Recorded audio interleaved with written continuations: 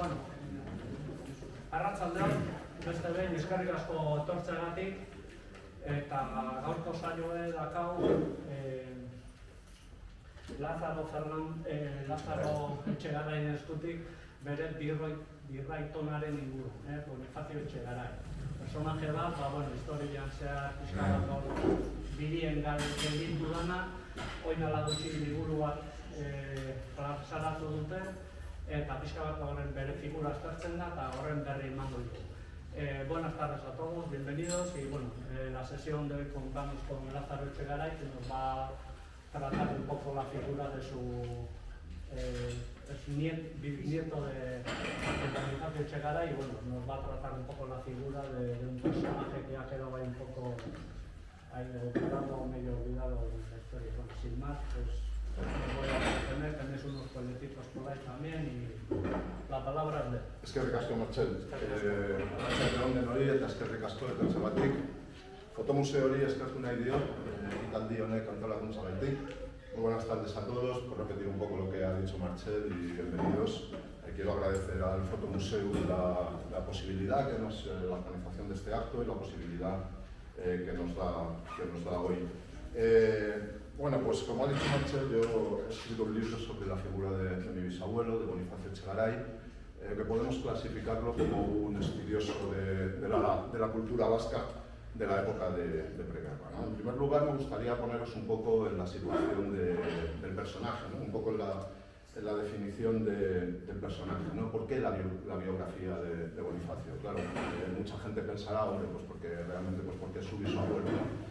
Pero realmente no tiene que ver, por supuesto, sí tiene que ver, pero realmente no es la única razón por la que se emprende la biografía de Bonifacio, ¿no? Porque realmente, si lo pensamos, cualquiera que tengamos abuelos o hayamos tenido abuelos que han vivido en Euskadi en la época de la guerra, pues es muy probable que que tengamos historias más que largas para poder contar de ellos, ¿no? Pero realmente cuando yo empecé a mirar la figura de Bonifacio, lo que pasaba era que había dos cuestiones que me llamaron poderosamente la atención, ¿no? Una de ellas era, en primer lugar, que mirando su biografía se podía hacer un recorrido por lo que había sido todo el periodo de la historia de Euskadi que tuviera lugar desde, pues prácticamente desde los inicios del siglo XX hasta, hasta bien entrado, desde los inicios del siglo XX hasta bien entrado el siglo XX, ¿no?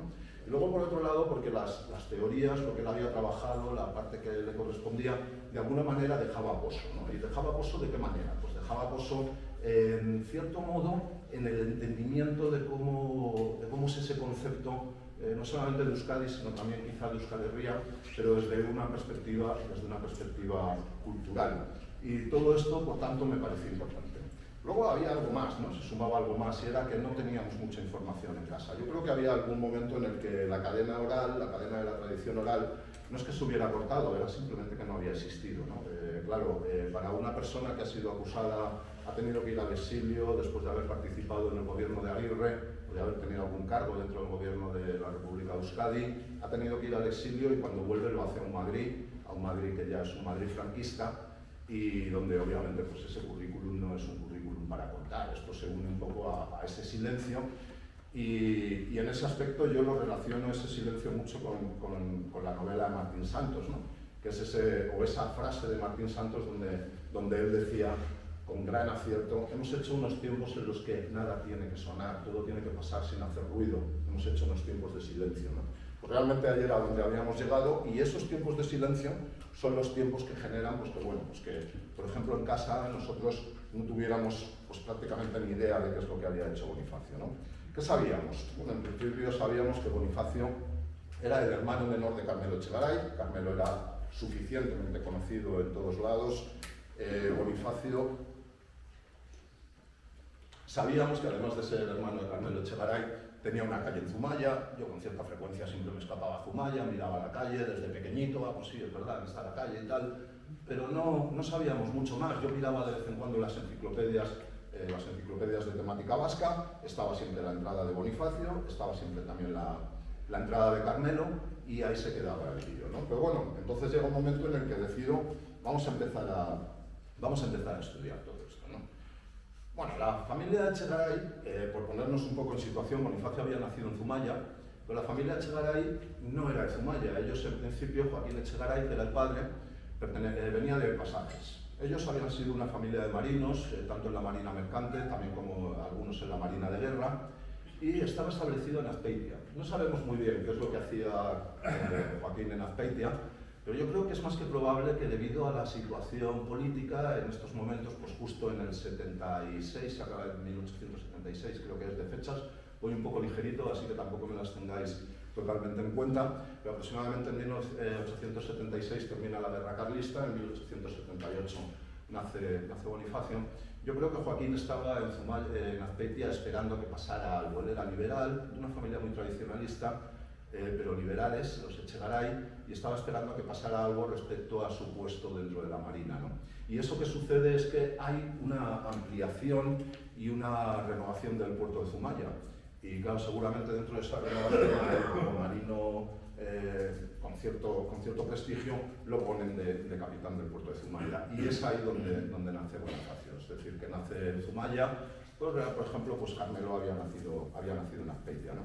Claro, entonces, un aspecto que es fundamental es precisamente la figura de Carmelo Echegaray. El padre de Bonifacio y de Carmelo, al poco de instaurarse en Zumaya, casi no le da tiempo al pobre ni de aprovechar bien su puesto, porque muere muy rápidamente, muere cuando Bonifacio tiene 2 años, y sucede, Carmelo le lleva 13 años a Bonifacio, y sucede una cosa que a mí me llamó mucho la atención, ¿no? Y es que la familia, es decir, la viuda de Joaquín, no decide, por ejemplo, bueno, pues Carmelín ya tiene suficiente edad, se puede poner a trabajar o debe de ponerse a trabajar para salvar a la familia, sino que lo que busca es que de alguna manera Carmelo, que ha demostrado unas actitudes excepcionales, tanto en Azpeitia como en Zumaya, dentro de lo que es en el colegio, en la escuela y tal, que es el niño elegido para los discursos, hace prácticamente llorar a los profesores de la capacidad que tiene, es que Carmelo no se dedique a sacar adelante a la familia, sino que se vaya a Santander con otra rama de la familia Echegaray, en concreto con el hermano de Joaquín, que se han establecido allí precisamente por negocios marítimos,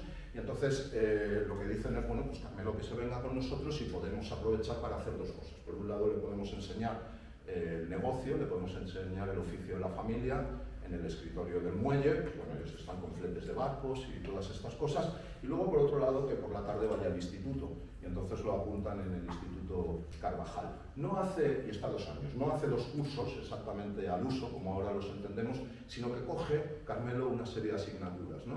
Coge historia, coge economía política, coge inglés, coge francés, coge alguna otra cosita más, pero Carmelo tiene siempre esa inquietud intelectual. Rápidamente les dice a los tíos de Santander que él a lo del muelle, a lo del escritorio del muelle no se quiere dedicar demasiado, y lo que es habitual es encontrarse al niño Carmelo paseando por Santander, pues con escritores como Pereda o como Amos Salvador o tal, es decir, siempre rodeado de intelectuales.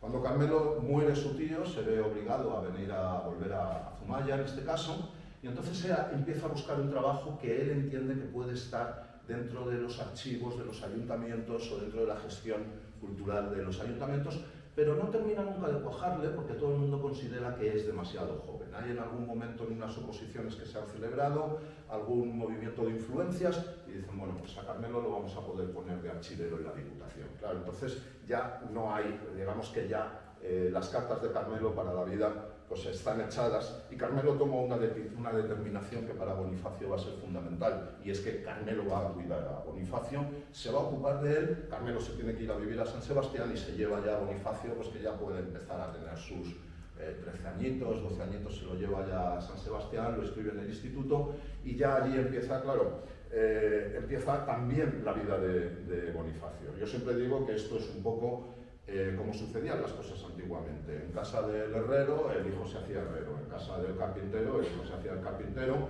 y en casa del escritor y del investigador, pues el hijo, que en este caso podría ser Bonifacio, aunque no lo era, pues aprendía el oficio del escritor y del investigador.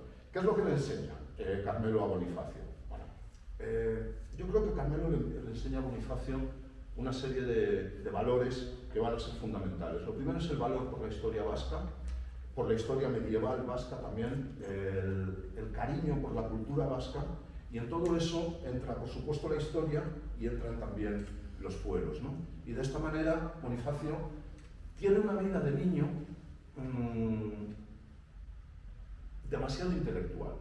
Una de las labores de Carmelo es que Carmelo visita pues, todos los pueblos, al albur de las fiestas que hay, revisa los juegos florales, revisa los concursos literarios, se reúne, pues, forma parte de los jurados y Bonifacio siempre va con él.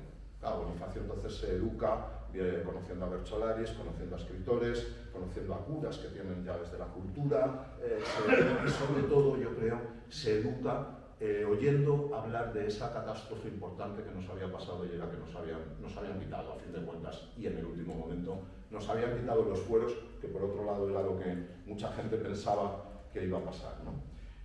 Claro, con 15 años tenemos al niño Bonifacio ganando concursos de poesía, con poesías en euskera, le dicen los biógrafos, poesías de corte ingenuo, pues claro, poesías de corte ingenuo, el chaval tenía 15 años, pues ¿qué iba a contar, ¿no? Pues poesías de corte ingenuo, pero ahí lo tenemos, con 15 años ya teniendo poesías y tal.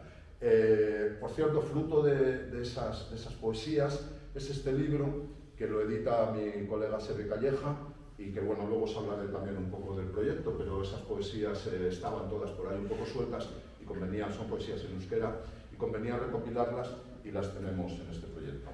Una de las inquietudes de Carmelo, siempre que Carmelo redactaba sus libros para la Diputación, los viajes que la Diputación le mandaba para observar archivos, ver cómo eran las nuevas técnicas de archivo, los archivos más modernos, siempre en los prólogos Carmelo tiene como una especie de reivindicación, y la reivindicación de Carmelo es por qué a los vascos no se nos consideran características intelectuales. Carmelo dice, a los vascos son capaces de considerarnos características intelectuales para la música, pero realmente no para las letras, no para la historia, no para el estudio de la cultura, para todo eso parece que no, que se tiene la consideración de que nosotros no servimos para esto, ¿no?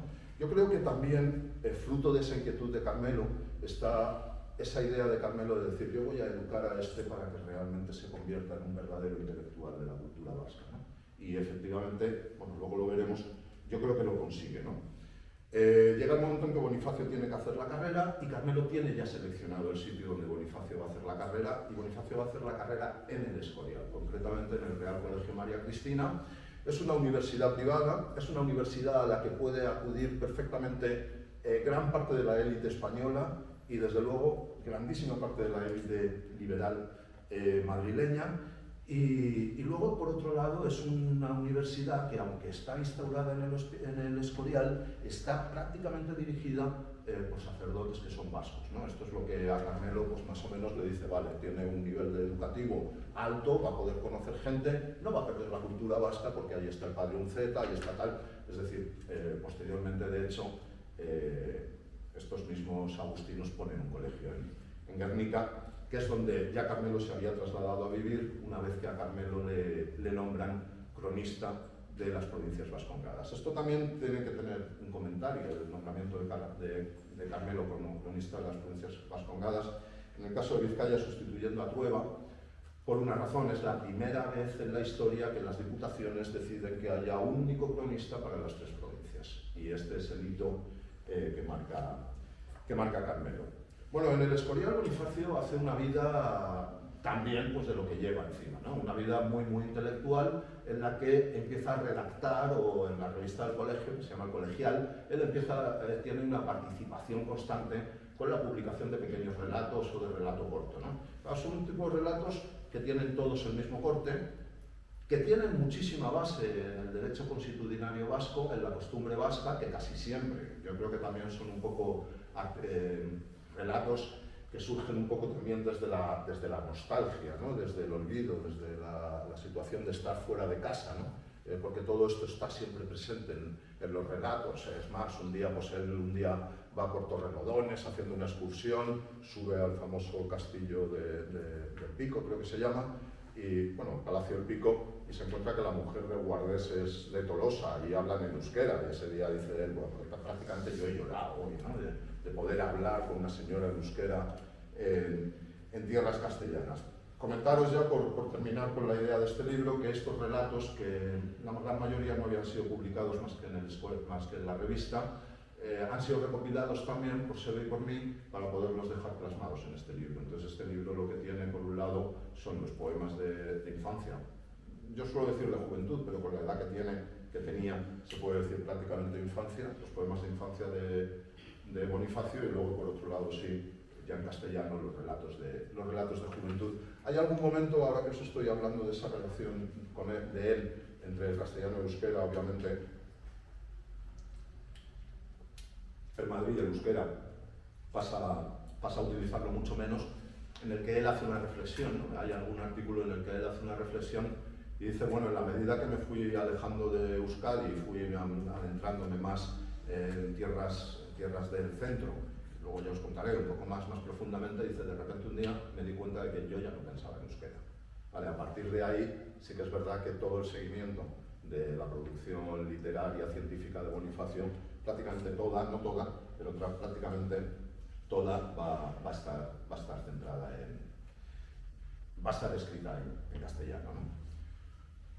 El estudio del derecho le da a Bonifacio, yo creo que la perspectiva, uniéndolo con todo lo que le había contado y todo lo que le había enseñado Carmelo, la perspectiva de querer profundizar y querer bucear en algo que es muy significativo nuestro, que es el derecho civil vasco. Entonces llega un momento, para entonces Carmelo ya se había convertido en albacea, bueno, todavía no albacea, pero colaborador estrecho de Marcelino Menéndez Pelayo. Y hay un momento en el que tú te das cuenta, leyendo las cartas que se cruzan, que todo el mundo estaba convencido de que Bonifacio iba a ser un literato. Marcelino Menéndez Pelayo inclusive. Y hay una carta que le escribe Carmelo a Marcelino Menéndez Pelayo diciendo, bueno, el chaval ha tomado ya una decisión y no va a ser literato, va a ser abogado. Y va a ser abogado del derecho civil vasco. En principio se prepara unas oposiciones y esas oposiciones son a notarías, pero por cualquier cuestiones de edad y un mínimo de edad para que se pudieran presentar a notarías, él no llega y ya lo siguiente, por edad no llega, y ya lo siguiente que piensa, pues en una situación de vamos a resolver la vida de la forma más fácil posible, empieza a pensar en las audiencias provinciales. Y cuando empieza a pensar en las audiencias provinciales, empieza a pensar lo primero en Pamplona. En ese momento él le comunica a Carmelo la idea que tiene de que quiere estudiar el derecho civil privado vasco, y Carmelo no lo dura un minuto. Dice, vale, tú te vas a Madrid, a casa de Campión, y vas a estudiar todas estas cosas con Campión. Claro, fijaros, por ejemplo, un personaje como Arturo Campión, que seguramente era uno de los que más podía saber de fueros, de inicio de cultura vasca, de costumbre, de derecho consuetudinario, y al niño Bonifacio, con 20, 21 años, que le dicen a Madrid, y si vas a estudiar derecho civil, lo vas a estudiar con el mejor que hay en derecho civil. De todas formas, las relaciones de Bonifacio a partir de Carmelo, con toda la intelectualidad vasca del momento, pues están a flor del día. Yo no os voy a hablar de todos, pero lo mismo que os hablo de Campión, os podría hablar de Iturralde y Suit, ¿no? Es muy probable que en este momento, cuando él ya empieza en ese estudio profundo de la cultura vasca, y la cultura vasca mirada desde el origen de la organización social vasca, es muy probable que él ya empezara a construir todo lo que era su estructura de pensamiento en referencia a la cultura vasca. Y su estructura de pensamiento empieza en el hogar, alma de la cultura vasca. En el hogar se genera la costumbre de distintos hogares genera el derecho consuetudinario, el tiempo convertirá el derecho consuetudinario en fueros, pero el fuero ya no está.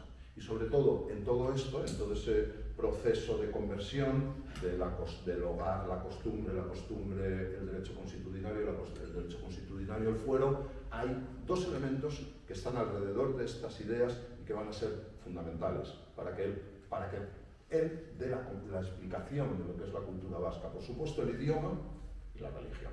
Y la religión, por supuesto, y la religión en una posición verdaderamente importante.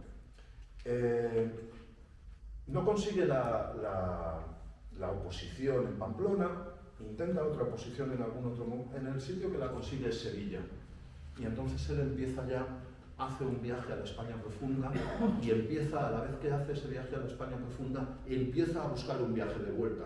Ese viaje de vuelta que va buscando ocupar otros puestos en otras audiencias provinciales o audiencias territoriales hasta que pudiera acercarse a Euskadi lo máximo posible. ¿Qué es lo que le pasa? Que en el camino y esto yo creo que es muy importante, en el camino se le cruza la posibilidad de coger una plaza en el Tribunal Supremo de Madrid y enseguida la posibilidad de promocionar en esa plaza en el Tribunal Supremo hasta convertirse en secretario de sala, lo cual es un puestazo que absolutamente nadie puede, bueno, nadie que haya estudiado Derecho y que tenga esas inquietudes puede rechazar. De todas formas, toda esta época, la época de las oposiciones, la época de Sevilla, Cáceres, Oviedo, son épocas que da la sensación de que no son épocas literaria y científicamente fructíferas.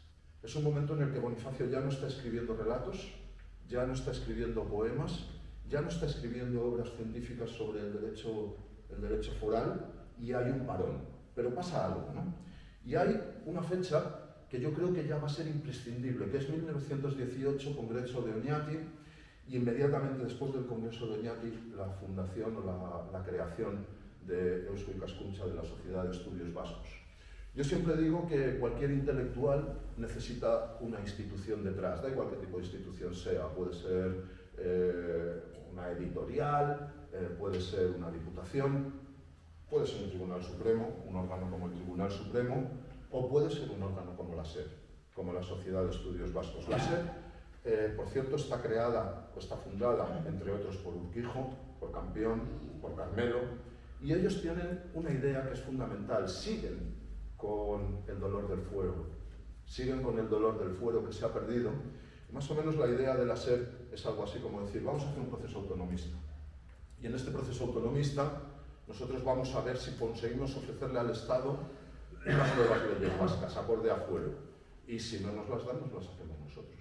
Más o menos esta es la idea. Si vosotros os fijáis en cómo es la estructura de la SER está estructurada exactamente igual como si fuera la estructura de un Estado.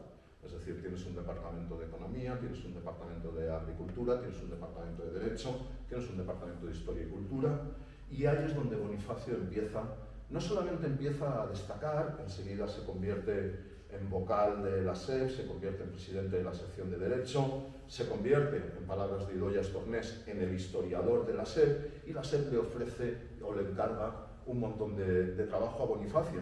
¿Qué es lo que pasa? Empiezan a aparecer trabajos ya publicados, pues muchas veces en la RIEF, en la Revista Internacional de Estudios Vascos que llevaba Urquijo, muchas veces con el sello de la SER, muchas veces con otras instituciones. Empiezan a aparecer una serie de artículos y de trabajos que dices, no le ha dado tiempo a hacerlo en el tiempo en que se ha metido dentro de la SER. Efectivamente, toda la etapa de Sevilla, Cáceres, Oviedo no había sido una etapa baldía, era una etapa en la que él había estado trabajando, pero seguramente había estado guardando todos esos trabajos hasta un momento concreto. Hay que decir aquí que también en esa época él empieza a tener una enfermedad muy importante, unas cefaleas, ataques nerviosos que generan que en cualquier momento se cae redondo. Él está aquí dando una conferencia y se cae redondo, está en una silla estudiando y se cae redondo, y entonces todo esto empieza a tener una complicación muy importante.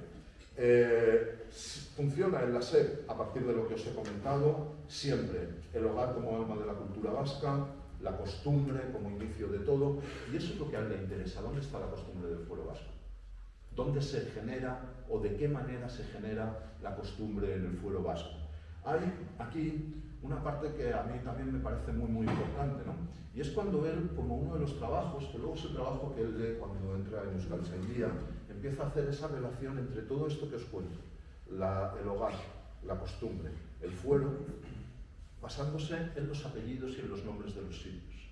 Entonces él busca una relación entre los apellidos vascos, lo que significan de cara a la posesión de un terreno, la posesión de una casa, el venir de una casa, y dedica ya desde ese momento, prácticamente hasta el final de su vida, a recoger fichas y fichas y fichas y fichas, que lo mismo pueden tener nombres de arroyos, nombres de montañas, nombres de caseríos, nombres de aldeas, nombres de ciudades, y en todo eso él va trabajando etimológicamente. Pero ese es un trabajo que no se ha publicado, es un trabajo que no se conoce. Hay en Euskaltzaindia 8 cajas de fichas con todo este trabajo que os comento, en el cual nosotros estamos calculando que puede haber aproximadamente 8.000 fichas etimológicas de etimología vasca. Son tacos que tú vas a verlos, los sacas de la caja y todavía están con el mismo cintillo con que los dejó atado Bonifacio. Da miedo porque la ficha parece que se va a desintegrar, pero es que el cintillo también. Miras cada uno de los bloques y te da miedo incluso mirarlo. Pero los trabajos importantes que la SER le encarga a Bonifacio son los siguientes. Dentro de la sección de historia, lo primero, 1926, la entrada de la voz Baskonia en la Enciclopedia Espasa. Este es, para muchos historiadores actuales de cultura vasca, este es el gran hito de Bonifacio y es la gran aportación de Bonifacio a la historia vasca. ¿Por qué? Bonifacio rompe en el artículo de Espasa, rompe con lo que había sido el estudio histórico de Euskadi hasta el momento. ¿Qué es lo que pasaba? Pues que se había buscado o se habían gastado todas las energías en la famosa incógnita esta de dónde venimos. Pero Bonifacio no es el único, pero es de los pocos que lo hacen. Lo que decide es, no, vamos a poner al vasco en el centro de la historia. Vamos a dejar de preocuparnos de dónde venimos o de dónde no venimos, porque quizá no le podamos dar respuesta nunca. Pero ¿qué ha hecho el vasco en la historia? Entonces, él fija el foco, el punto de vista en la acción humana que en un momento dado genera sociología y que esa sociología en un futuro será historia. Y ahí es donde él pone el ojo. Entonces, de esta manera, el artículo de Espasa lo que ha hecho es que ha puesto a Euskadi dentro de la historiografía. La historiografía es esa parte de la historia que piensa cómo se ha hecho la historia, a partir de qué se ha hecho la historia. Es un trabajo muy importante. Hay otro trabajo, y obviamente este hoy está alcanzable en Espasa, en la Enciclopedia Espasa, perfectamente. Hay otro trabajo que le encargo, pero que no puede terminar, que es una historia de Euskal Herria. Entonces, una historia de Euskal Herria es como empiezan a pensar que habría que generar un libro para que lo pudieran utilizar los alumnos que ya empezaban en algunos sitios a poder formarse en clases en euskera. Se lo encargan a Bonifacio, Bonifacio hace un cambio y dice, no, voy a hacer otra cosa, voy a hacer un libro que no lo tengan que utilizar los alumnos, voy a hacer un libro que lo tenga que utilizar el profesorado. Y a partir del cual el profesorado pueda tener una base, el comité de Eusko Ikaskuntza decide que sí, que perfectamente, es un libro que curiosamente está terminado y no está editado. Pero ojo, hay ya alguien que lo tiene a puntito de editar y esperamos que sea muy pronto. Y luego ya está la gran actividad de Bonifacio dentro de Eusko Ikaskuntza, que es cuando Eusko Ikaskuntza plantea el anteproyecto del Estatuto de Autonomía y entonces marca o señala a Bonifacio como el hombre que representará a Eusko Ikaskuntza, aparte de, también están los partidos políticos del momento, en la redacción del Estatuto. A partir de ese momento, no tengo seguridad que en todos, pero en todos los proyectos de estatuto que se han hecho, participa de forma muy activa Bonifacio. Digo que no tengo seguridad de que sean en todos porque el último, el que genera el gobierno provisional de la República de Euskadi, yo creo que en ese quizá Bonifacio ya no estuviera. Pero ¿qué es lo que pasa? Pues que ese, aunque se decía que era un estatuto de mínimos, o bueno, seguramente era un estatuto de mínimos,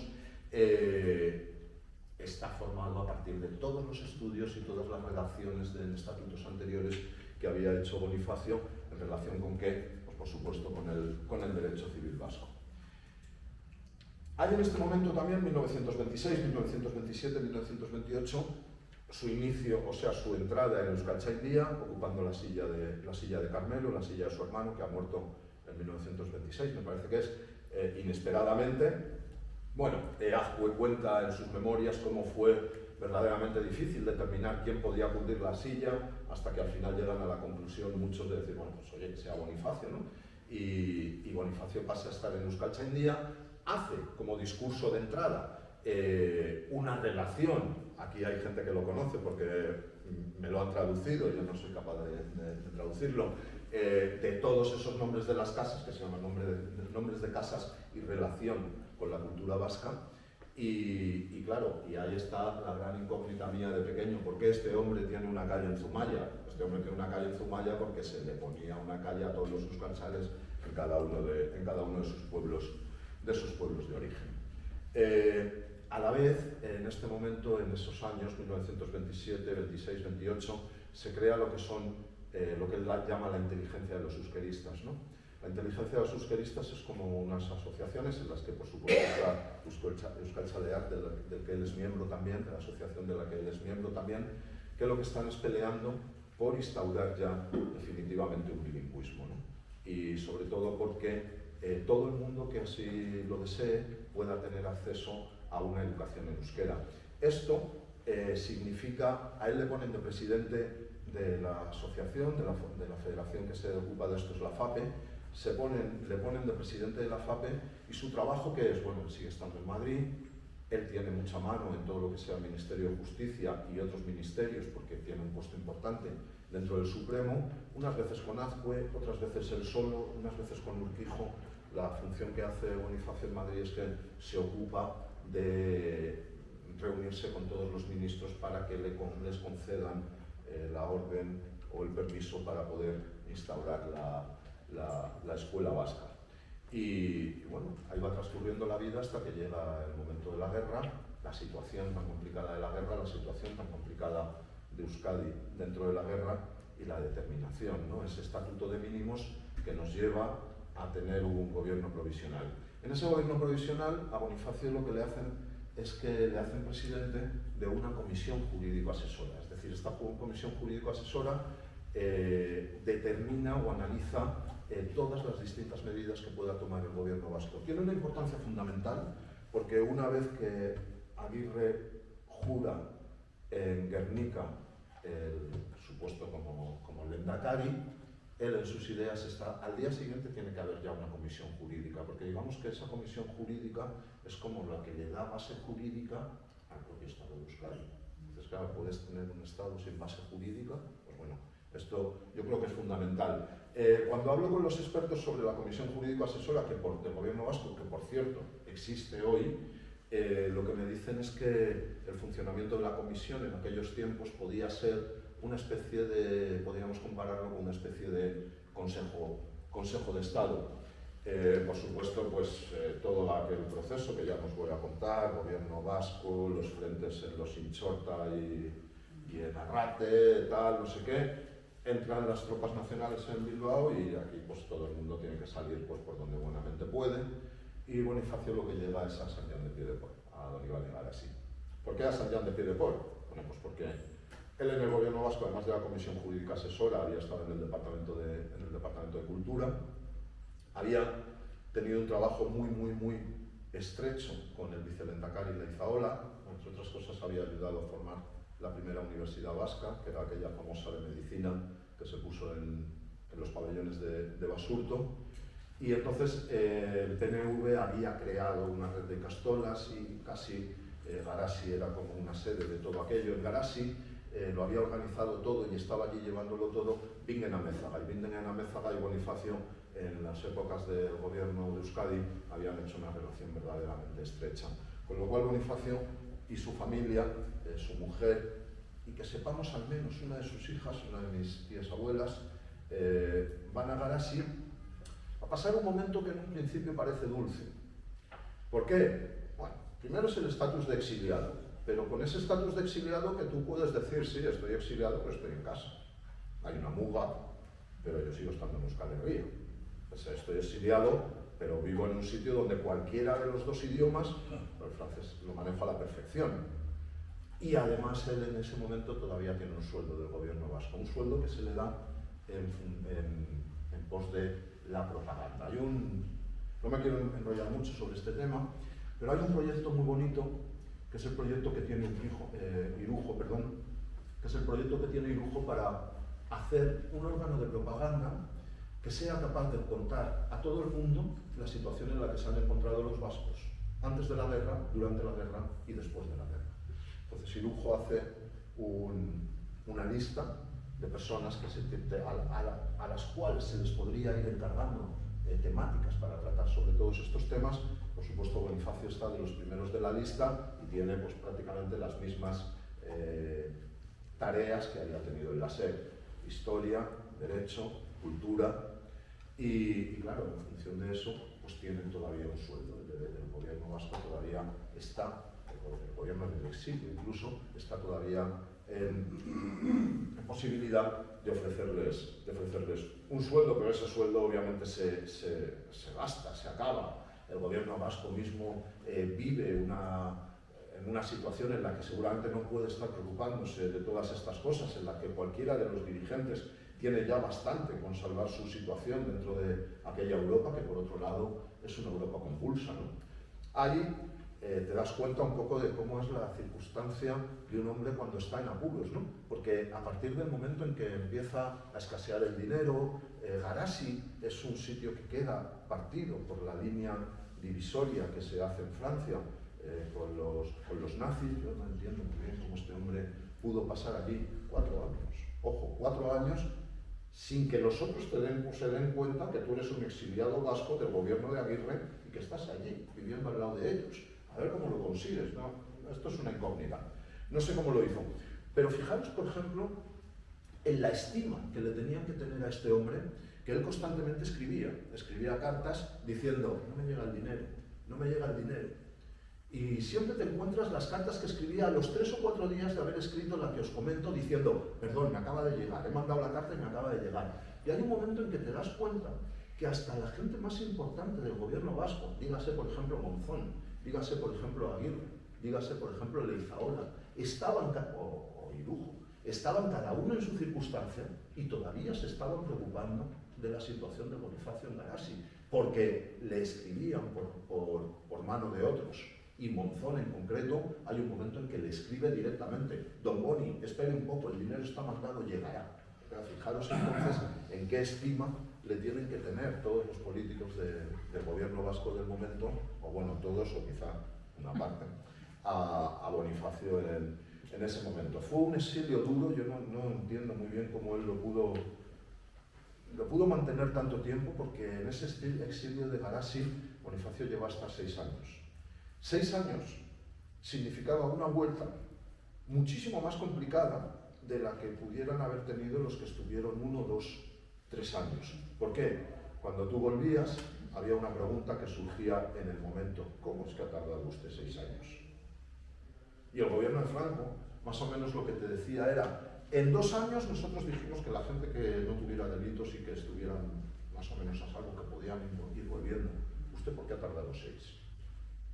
Claro, sin embargo, las cartas con la familia, que los hijos estaban en Madrid, y hay que ver también en esa situación. Tú tienes el corazón en Egoalde, los hijos en Madrid, la cabeza en el fuero vasco, la enfermedad todo el día llamando a tu puerta, todo el día llamando a tu puerta. Dinero no hay.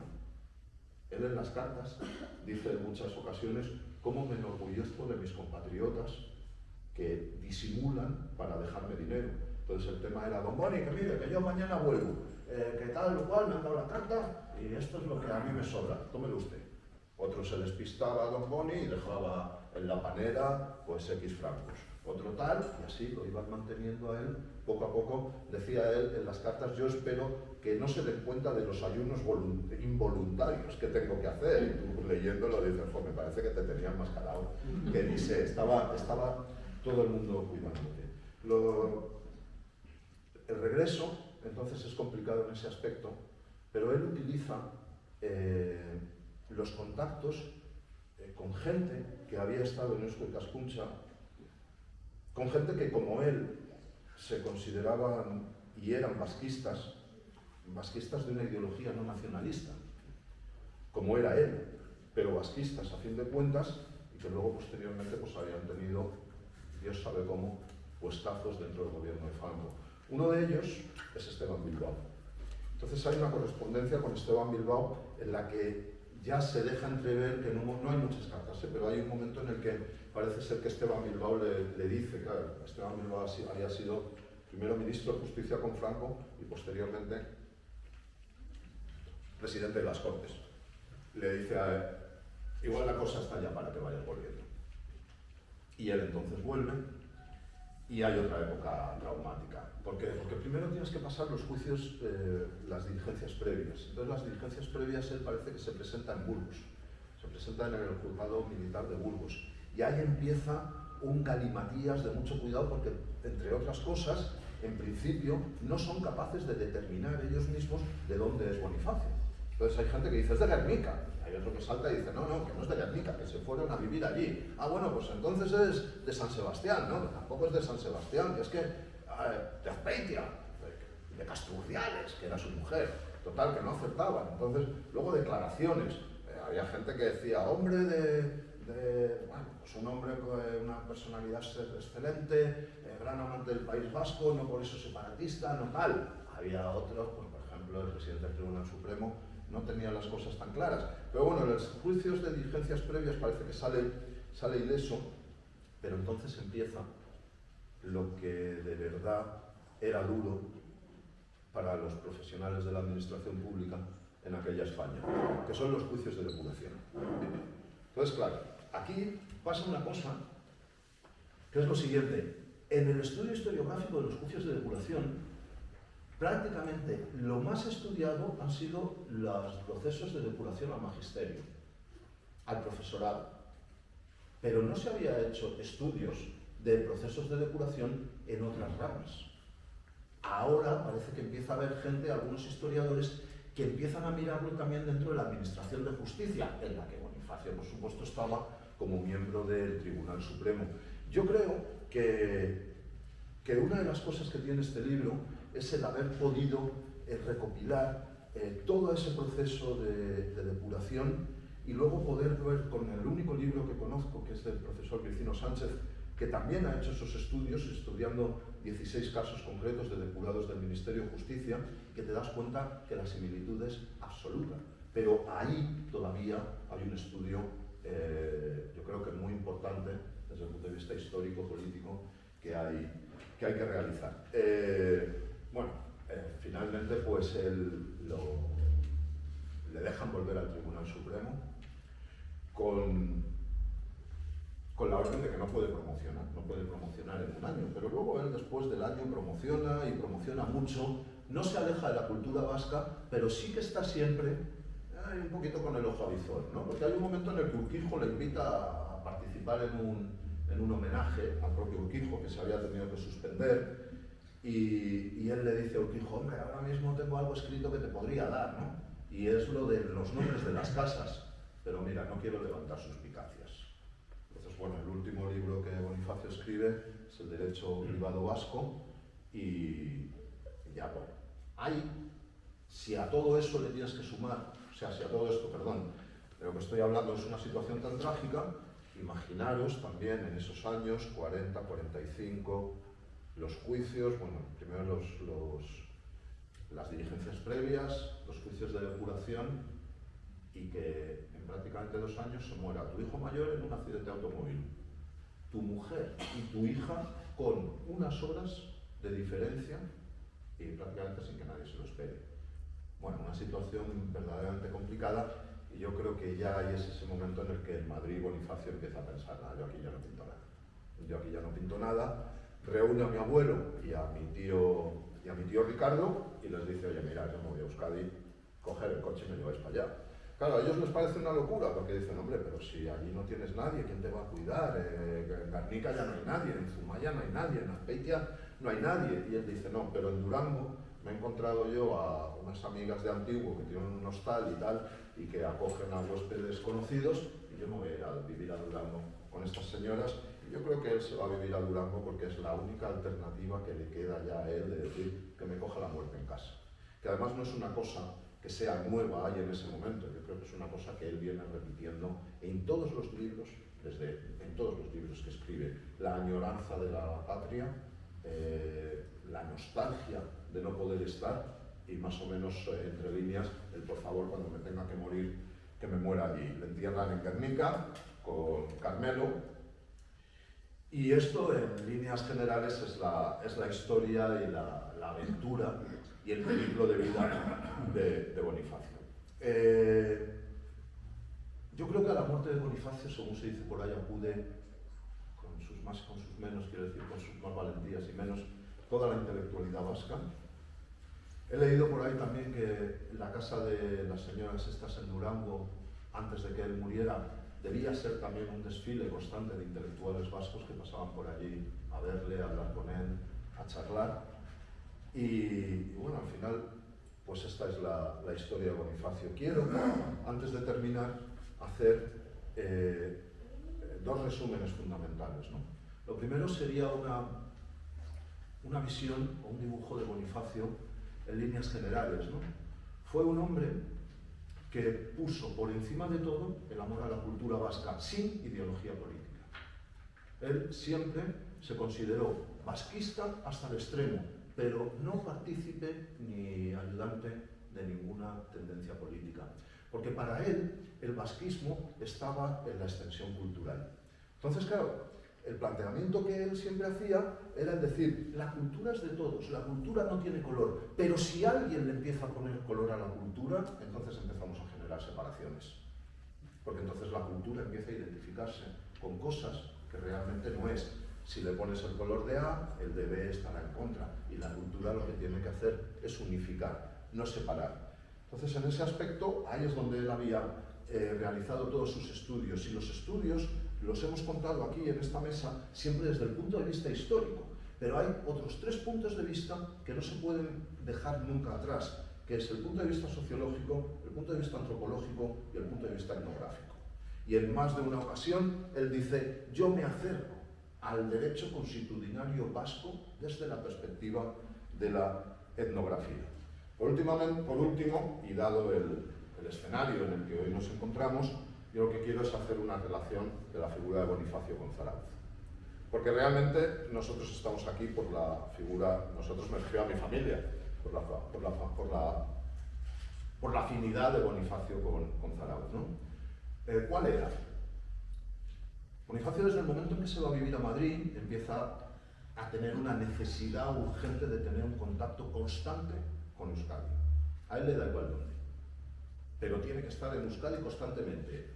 El investigador llega a poner los ojos cuadrados porque dice, no es posible, no puedes hacer, o sea, no hay recursos de transporte para que tú puedas pasar tanto tiempo en Euskadi y tampoco hay recursos de qué haces en el Supremo. ¿Sí?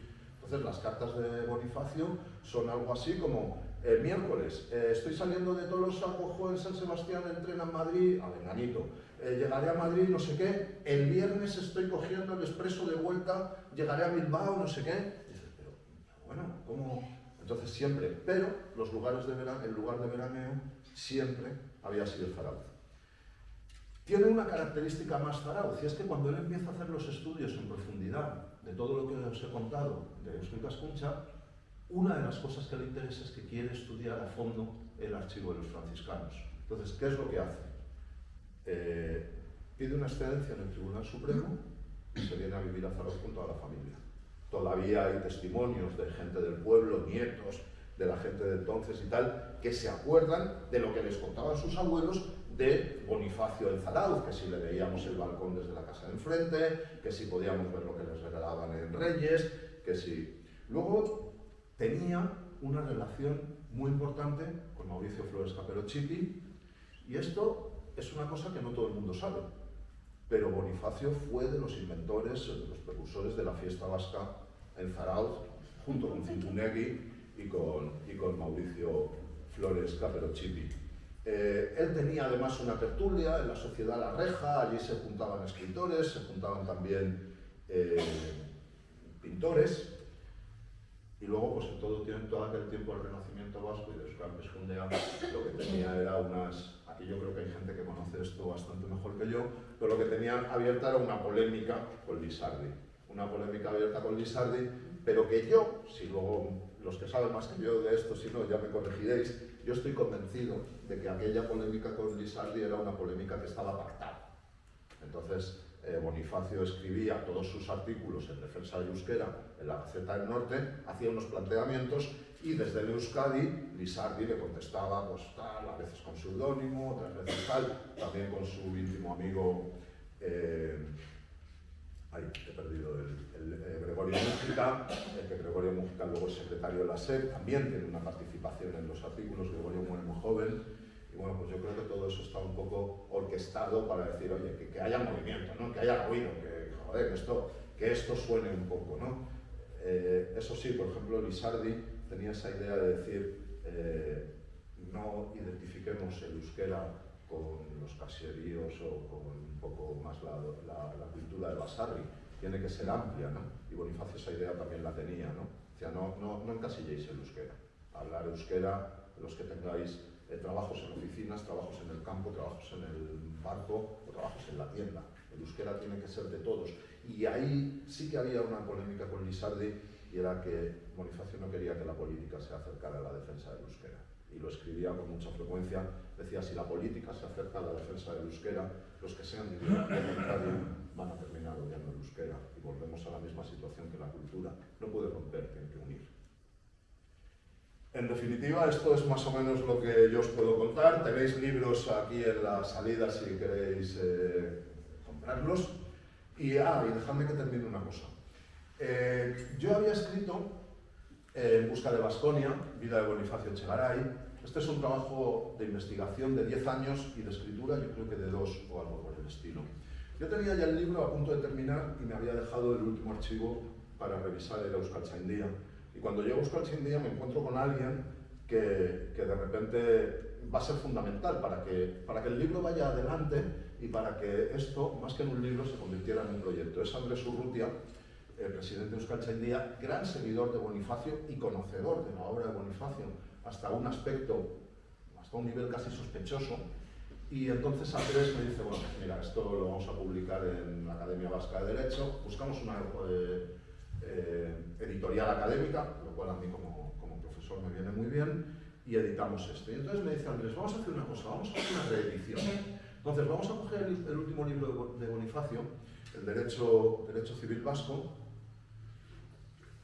y lo vamos a reeditar en Fascímil. A mí obviamente pues me parece una idea estupenda, y a los pocos días me dice Andrés, no vamos a reeditar solo el Derecho Civil, vamos a reeditar todos los libros que haya escrito Bonifacio de Derecho Civil Vasco. El método de escritura de Bonifacio en ese aspecto, digamos que rompe un poco con lo que es la normalidad. ¿Por qué? Pues fijaros, Derecho Civil Vasco, Sociología, Historia, Antropología, Etnografía. Esto nos suena a tochos así de huevos. Sin embargo, los libros de Bonifacio son prácticamente artículos académicos. Encuaderna o edita libros de 75 páginas, 80. Es la continuación constante de un trabajo, pero en entregas muy ligeras, que yo creo que es una idea muy buena teniendo una materia tan espesa entre manos. Todos esos libros de los que hablo están editados aquí, en Fascímil, y entonces digamos que si tenemos la bibliografía por un lado, su labor de joven literato y poeta por otro, y luego un aspecto que yo no podía meterle mano de ninguna manera porque no es mi campo y no lo comprendo, que era todo lo que tiene que ver con sus textos de derecho civil. Cuando Andrés me presenta este proyecto, yo lo que veo es de repente la idea de decir, perfecto, el círculo se cierra y la comprensión queda completa. Es decir, entre estos 3 libros podemos conocer en profundidad toda la acción de Bonifacio. Quedan cosas, como os digo, queda esa historia de Euskadi, que hay ya quien la tiene a puntito de editar.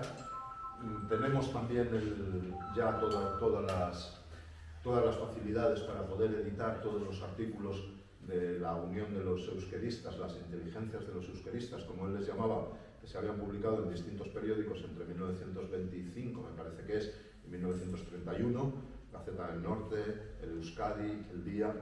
Esto también va a salir y todavía quedan por ahí algunas novelas de juventud que están localizadas, que bueno, pues cuando nos quede todavía un poco más de sasoy, pues ya nos meteremos también con ellas. Esto es todo, eskerrik asko denoi, y si ahora queréis preguntas...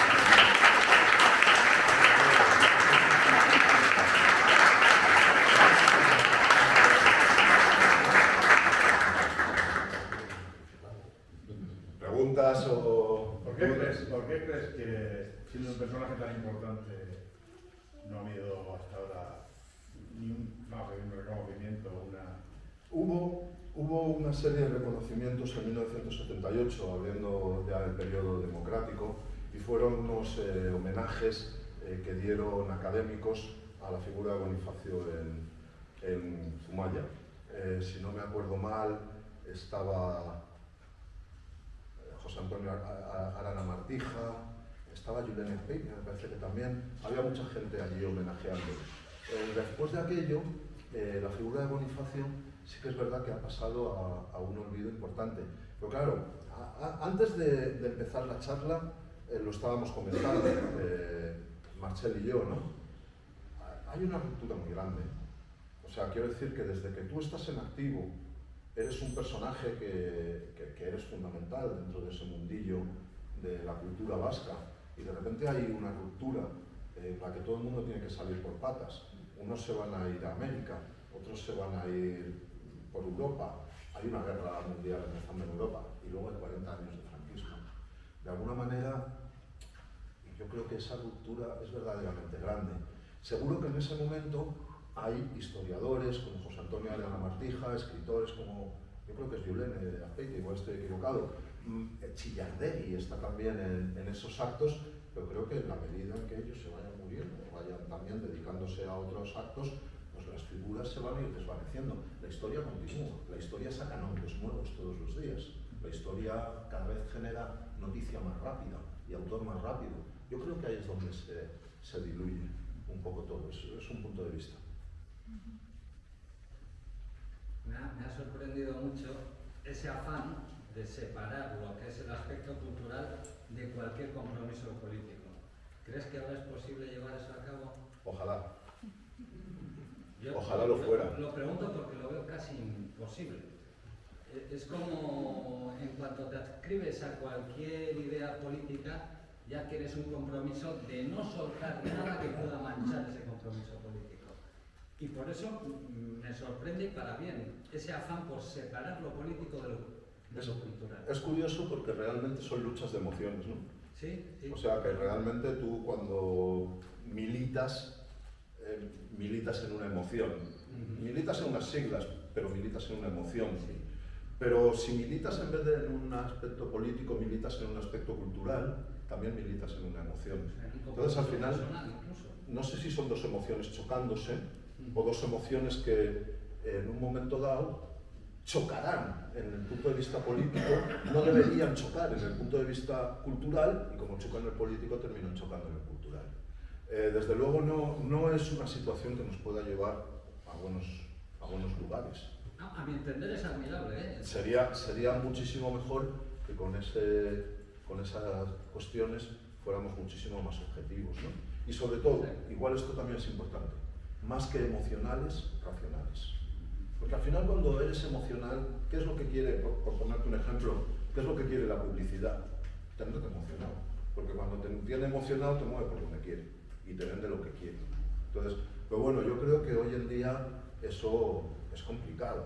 De hecho, ya sea aquí, ya sea en el resto de España, lo primero que hacen los partidos es se apropian de la cultura. Y bueno, no hablemos por ejemplo del régimen, ¿no? Bueno, el régimen prácticamente genera toda una cultura interpretada, no interpretada, pero que está totalmente relacionada con lo que es la simbología del régimen. Y el día que yo caiga, quizá esto también cae y te acojonan. Ahí yo lo veo complicado, Alex. Gracias. Es admirable esa separación que hace entre cultura y después compromiso político. Me ha sorprendido, no es tanto, me sorprende mucho que esté en el gobierno de Aguirre y no sea nacionalista y no forme parte de ello. Me sorprende aún más sus inicios, viniendo de una familia liberal, cómo se adscribe al pueblo. Bueno, dos cosas. Lo primero, hay muchos autores, ahora mismo tengo en la cabeza a Koldo Michelena, que hacen, que rompen con algunos conceptos que tenemos establecidos y que te hablan de familias liberales, sobre todo en Guipúzcoa, que son principalmente foristas y defensoras del fuero y tradicionalistas. Y Michelena incluso da, pero en este caso te estoy hablando con unas conversaciones en entrevista que está publicado con Eugenio Ibarzabal. Y entonces ahí yo tenía la misma duda que tú durante mucho tiempo y de repente ahí es donde dices, aquí va a encajar. De todas formas, no tengo más autores ahora mismo en mente, pero hay más autores que hablan de esto. La otra parte era la del gobierno de Aguirre, vale, me parece muy interesante. En los juicios de la depuración, una de las cosas a las que se agarra Bonifacio, porque claro, le acusan, entre otras cosas, él tiene como 10 acusaciones, ¿no? De las 10 acusaciones está la de ser nacionalista vasco y separatista, haber trabajado en contra de los intereses del movimiento. Hay una que es más graciosa porque tiene que es masón, y esta siempre la cuento porque él es alguien y dice, no, joder, masón no, ¿sabes? Entonces el tío hace, claro, ultracatólico, tradicional, tal, él va haciendo como un escrito de alegación a cada una de las acusaciones que le hacen, y son pues como 10 párrafos de 10, 7 líneas. Cuando llega la de masón, puede tener 30 o 40 o algo así. Él se defiende en muchos casos diciendo, y hay testimonios de los que van a declarar a su favor en los juicios de depuración, diciendo que, bueno, que él no se involucra en esto, que es el gobierno republicano el que le dice, te ha tocado. Pero claro, teniendo en cuenta el respeto que le tenían todos ellos, lo ligados que estaban a él todos ellos, unas declaraciones de último momento en los artículos de la Gaceta del 31, 32, donde ya empieza a decir que aunque él sigue pensando estas teorías de la política separada de la cultura, también hay que reconocer que el Partido Nacionalista es el que más ha hecho por la cultura vasca. Esto lo pone él. Y luego, la parte que te decía, de si le habían obligado. Entonces ahí se queda un vacío, pero cuando lees a otras gentes y ves un poco la relación que existía entre ellos, yo creo que ellos, Leizaola la cabeza, piensan en él, independientemente de su ideología, como un vasquista que siempre va a estar del lado de la cultura vasca. Entonces en ese aspecto no hay problema, ¿no? Entonces yo creo que ahí es donde... Y todo parece indicar que a él no le obligaron, a él fueron a buscarle o a decirle, don Boni, póngase usted aquí. Y sobre todo como lo relata un párrafo muy breve Galíndez en Los vascos en el Madrid sitiado. Claro, los vascos en el Madrid sitiado, pues Bonifacio, mi bisabuelo, y mi abuelo, Claudio, y su hermano, Ricardo, pues aparecen en múltiples ocasiones. Entonces Galíndez, estando ya Bonifacio aquí en Euskadi, va a casa de Bonifacio a la Plaza Oriente a llevarse el archivo, mandado por Bonifacio. Y entonces Galíndez cuenta un poco, y Bonifacio no está en casa.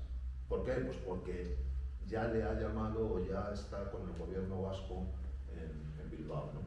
Yo creo que él estaba allí por voluntad propia. Creo que cuando se le ofrecieron se le abrieron los ojos por dos cosas. Lo primero, me tiro de Madrid, que esto da más miedo que ni sé. Lo segundo, me voy a vivir a casa. Y lo tercero, encima voy a tener un puesto en lo que a mí me gusta, con una única cosa que al tío le desagradaba. Perdón por lo del tío. Le desagradaba las sentencias de muerte, que no había muchas, pero algunas se dieron. Él también dice que advirtió a los altos mandos del gobierno vasco, de mí no esperéis que firme una. O sea, pedidme lo que queráis en la comisión jurídica, tal, pero de mí que firme una sentencia no lo esperéis. Entonces yo creo que al final, en la pregunta tuya, perdón, quizá me he enrollado un poco, es que no era nacionalista, pero era un vasquista de tales convicciones que, bueno, pues el nacionalismo también es vasquismo, ¿no? Entonces ahí es donde creo que está el encaje.